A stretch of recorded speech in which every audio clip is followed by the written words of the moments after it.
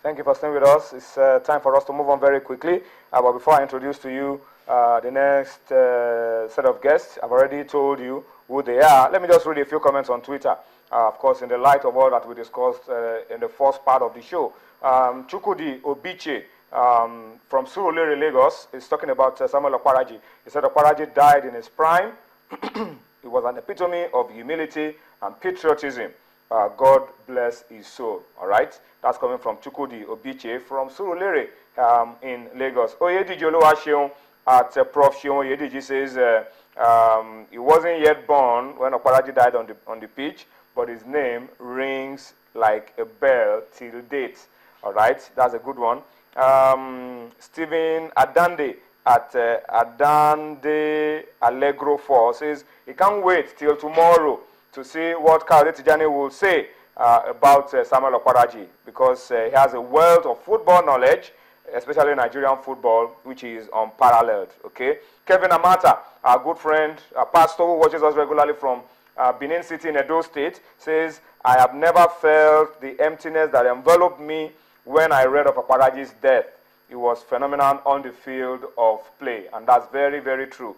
A lot of us still remember exactly how that news hit us when we saw the papers the next day to see the story of Okparaji's passing. Bolarinwa Abdulhakim says, I can't wait to see some of the goals Okparaji scored tomorrow on Sports Tonight. Okay, we'll try to do that for you on the show. All right, so that's the bit we'll read for now. Let me quickly go on to my next set of guests on the show. Austin Popo was on the show yesterday, and all of you bombarded us after the show that we didn't give him enough time to say all that he had in him to say. And due to popular demand, we had no choice than to get him back so that he can empty himself today. Austin, you have all the floor today to empty yourself. Of course, with a guy that you sometimes accuse me and don't allow him to say too much on the show, I also will be saying a few things on the program tonight. No, they accuse you of not allowing me to say enough. No, okay. They don't accuse you of letting me say too much. Okay, all right, saying enough. All right, that's Tunde Koiki on the show. But Austin, thank you for honoring us, for coming again in spite of the little time you had yesterday. So let us just attack this issue from where we left it off yesterday, the issue of arbitration. Now you have enough time to talk about it. Arbitration awards are given, but we have a particular challenge in Nigeria because we cannot enforce arbitration rulings, and it is hampering on the welfare of players that we have said we want to improve in Nigerian football. Tony, I want to thank you, thank Channel Sports for giving us the opportunity, because first and foremost, I want to start by building this foundation to let you know how the composition of the Players Status Committee, according to law. We didn't have it 4 years ago. We didn't have it 4 years ago. This time around, we have, for example, we have 2 board members of the NFF. The chairman, Babagala Kali, from Borno State. From Borno State. We have Otumba Ajayi from Ondo State as the vice chairman. Then myself and the president of Players Union, we represent the players. We have Jude Ayondefo from Enyimba, representing the clubs. Then we have the secretary, who is the TMS manager of the NFF. Nasiru. Very efficient TMS manager. Then we also have a barrister as the assistant secretary. So when you look at Onoja Joshua, so when you look at this composition, we took it upon ourselves to do a thorough job. The job is easy. Easy in the sense that the rules are very clear. That if you do this, you get this. If you do this, you get this. So we went, because there was no arbitration for 4 years. We had so many cases. But we have to categorize these cases. For example, we started by revalidating the decision of 2010 for enforcement. We also went into the categories of players who have been trade restrained. What I mean by trade restrained, I mean players who are in the club, they wanted to move, they are not being paid, they can't move, they can't move. So, thirdly, we also have coaches and players who have been owed money, who are out of contract. So, we were able to touch some of these cases.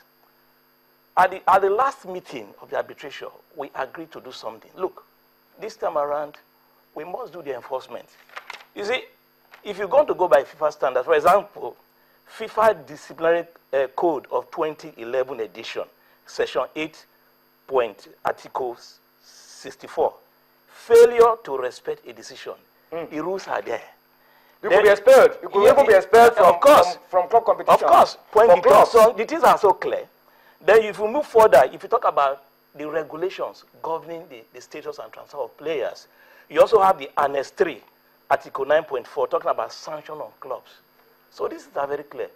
When these decisions were released, if you go through it, you will discover that 10 days, you can appeal within 10 days. to the NFF appeal committee within 10 days.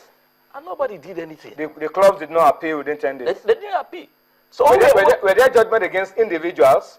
There were judgments for individuals. Yes, yeah, of course. Of course, the judgments are there. The one for, what's his name? Sunday Alampasu. Yeah, Alampasu. Yeah. We also have for Ajani, you know the issue Ajani of Ibrahim, from Sunshine to 3SC. Sunshine 3SC. We also have 3 players between Atlant and Rangers. Oji, Okagwe, Bobby Clement, Osa Sokoro, and all of those. As we speak. For example, the issue of Ajani issue, you know, I think they were supposed to pay 5 million to Sunshine. Nothing has been done. Except Rangers. You know, for the 3 players, they were fined 4 million, about 10 million. Yes. Rangers were able to pay 3 million. You see, at least they've shown of course, intent. So give it to Rangers. Even when we sit, when you invite clubs, the Rangers people will always be there to honor. But some people will just say because they have backing somewhere. They don't show up. They don't show But up. when you say backing, what do you mean? I don't know. Maybe some top people within the system who will always allow them to get away. For example, I've never seen it. It has never happened in the history of football globally, where a player status committee will take a decision in terms of giving a provisional clearance to a player, and those that run the league will dishonor it. You say we can't. You see the issue. Dishonor in what way? They overturn it. They overturn it. For example, they overturn the decision of the arbitration committee. Or they ignore it. It's not a slap. Or ignore. Ignore it now. Ignore it. They refuse to. Let me tell you. To honor it, so to speak. To us, it's not just a slap. But that brings up the same issue that that we wanted to talk about yesterday that we didn't have enough time to talk about. For international players, we don't have this kind of problem because FIFA will come out clearly and stand for international players. By international players, I mean players who are not playing in their country of birth. Players who are not necessarily Nigerians. Who are not Nigerians. Senegalese, they get judgment. But for players within your country, FIFA believes... Who are your citizens? FIFA believes you should be doing things in their interest. It's the national association that's supposed to do it. For example, we're talking about, is it not the same clubs that comply when such decision comes? The same clubs in Nigeria. When it involves the national players. But when it comes to the issue of national, because they feel that some players even called me to say our committee is just a toothless bulldog. We come back. Let me just situate the situation. The issue of Mondo Sage, for example. Mondo Sage, that's a Warriors player. Players. The rules are very clear. They were holding about 7 months. And the rules are very clear. When you hold a player 6 months. Warriors were holding him 7 months. Yes. So hurriedly they paid 2 months. You understand me? Okay. Already the boy has made up his mind. That he was going. To leave. And as at that time, when the matter came in, because there's also provision for a single judge, because it's not all the time we are supposed to sit. The matter came up, the secretary wrote all the committee members. We looked at it. The issue of provisional clearance is very clear that, for example, in the registration of players, there are closing windows. The mid-season window is going to close against this player. So all we need to do is to give the player provisional clearance. But that can continue to apply. But the LMC said, they have said that they are not going to welcome provisional clearance. So we were surprised because when they were saying that, they are not saying from this time we should be giving players outright clearance. But when we've not heard from Wally Wolves, that is the reason you need to. And the window was about to close. You have to do something to save his career. That is why in FIFA's wisdom, because you also know the challenges of players. That, for example, a player retired by 35 years. You understand me?